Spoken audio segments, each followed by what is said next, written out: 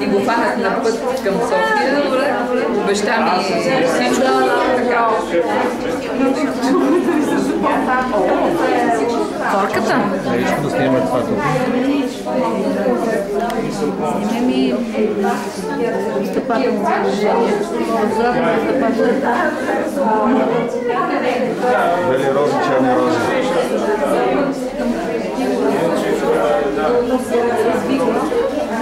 Бели рози, черни.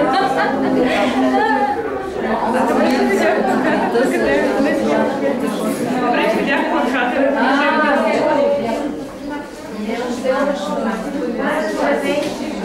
Не си имаш последния, но трябва да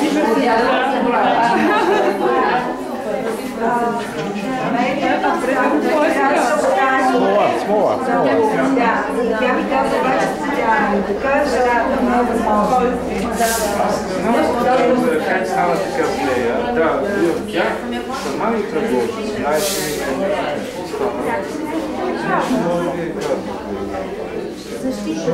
преди една година. Помниш, че аз те видях и така и съвсем нещата се... Сега си мисля тина до някъде. Защото се казва.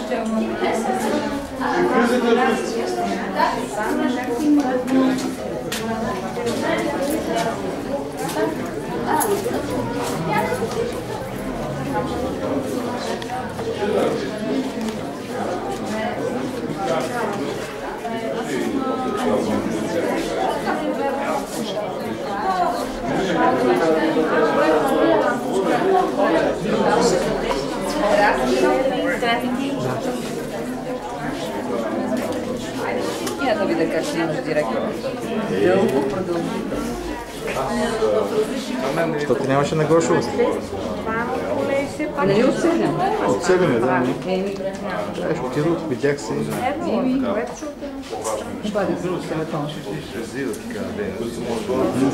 Не мога да се свиквам. Той него нямаше да.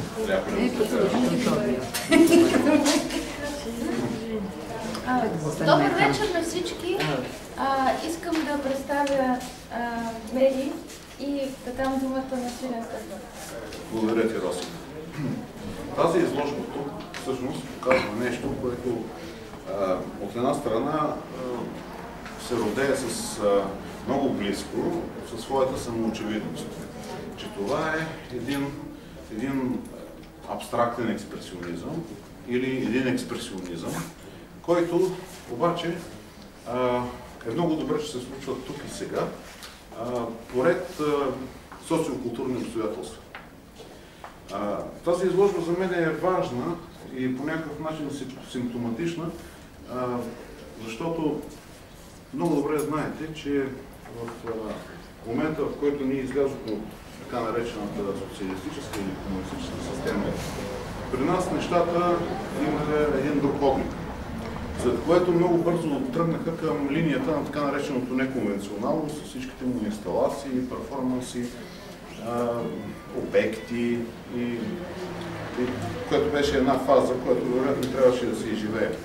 Знаете ли обаче, че всъщност точно този тип живопис по някакъв начин остава неизживян в българското изкуство през последните години, през последните 50 години, т.е. от Втората световна война до днес. Защото, тъй като ние го пропускаме, бидейки в една друга система, чисто политически, когато това нещо се случва някъде там, през края на 40-те и през 50-те години, ние се занимаваме с съвсем други неща. А после го пропуснахме поради други моди, които бяха доста по-близки до времето, в което по това време се намирахме. Например, ще ви кажа, че нашите така наречени, извинявам се за глупавия израз, неконвенционални форми, това съвпадна с въздигането на неоконцептуализма на западната сцена през 90-те години. Тоест получи се едно дори неволно съчетание в този момент. Това, което тук излиза като алтернативно, съвпадна с новата вълна на неоконцептуализма.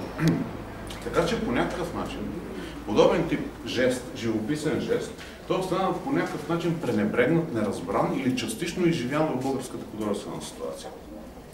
И в момента аз искам да кажа, че за мен лично, като човек, който следи процесите, подобни неща са много по-интересни, отколкото всичко това, което можем да наредим в неоконцептуалния салон, защото в момента има едно първо, отдавна, то не е от вчера, едно ново завръщане именно към жеста на изживяното преди. И тези неща се правят с знанието за тяхната историческа случка. Тоест това, както е спонтанно, както е напрежение, както може да прочетете в текста на авторката, че това е случка, че това е напрежение и така нататък, по някакъв начин това се прави с ясното знание за неговата историческа случка. За това, че то по някакъв начин се е случило някъде в Европа и в Америка през 50-те години. Защото това е нещо, което е проиграно в западния опит. Не само, че е проиграно, но то доминира на сцената през целия период на 50-те години. Никога преди 50-те години назад и никога след това жеста, абстрактният жест или абстрактно-експресионистичният жест не е бил на толкова висок пиедестал, колкото тогава. Какво правим ние в този момент? Кога тази живопис успя да получи своето признание в България? Никога. Поради смачкването и нейното абсолютно компресиране и репресиране поради различни случващи се обстоятелства, които не позволиха на подобен тип художници да се появят на българската сцена и ние да им отдадем тяхното заслужено място. Което между другото е нещо, което ние заблудени във времето, или дори не заблудени, но просто следвайки ритъма на художествения живот, да кажем през 90-те години не си давахме сметка за това нещо. Сега е време да си дадем сметка за това. За абстрактното, за експресивното, за това, което е материята и за нейния глас. А това е много важно. И знаете ли, че ние сме загубили по някакъв начин това и тази изложба на Мария Златанова е в една междинна територия. От една страна между наследеното преди и концептуалното, което уж е ново. А точно тук този глас е много важен и аз, например, смятам, че в момента най-важните неща ще излязат от зоните на българската живопис, от зоните на българските художници, които се занимават с метал, които се занимават с керамика, с порцелан. Защото според мен от тук ще дойде текстил и така нататък. Защото от тук ще дойде много обновяване на изкуството. Това си една моя теза. И защото, разбирате ли, не може да има трета, четвърта, пета фаза на неоконсистентност. Няма как да има. Мисленето се изравнило. Говорим за интернационален стил, който съдържа в себе си най-различни нива на езици и те се преплитат. Те по някакъв начин влизат един в друг и са като, нарежат се като паркет. Няма едно или друго нещо да доминира. И аз затова искам по-скоро да обърна внимание на социокултурната важност и мястото на подобен тип живопис, колкото да ви говоря за нейната маска, жест, цвят и така нататък, които са очевидни. В този смисъл аз подхождам като социолог в този изложба, а не като формалист. Съгласни ли сте? Абсолютно. Браво! Благодаря! Аз съм правила инсталации преди няколко години, но някакси това ми е вътрешно. Да. И благодаря на Свилен, разбира се, за тези думи и за този разбор, който му прави исторически. Той го умее. И много пожелавам ви и на вас да сте здрави. Благодаря, че се дошли на моята изложба. Специални адмирации към Маги, жената на моя професор Найден Петров, която аз много обичам и много ценя. Изпийте по една чаша, на здраве на всички. И благодаря ви още веднъж.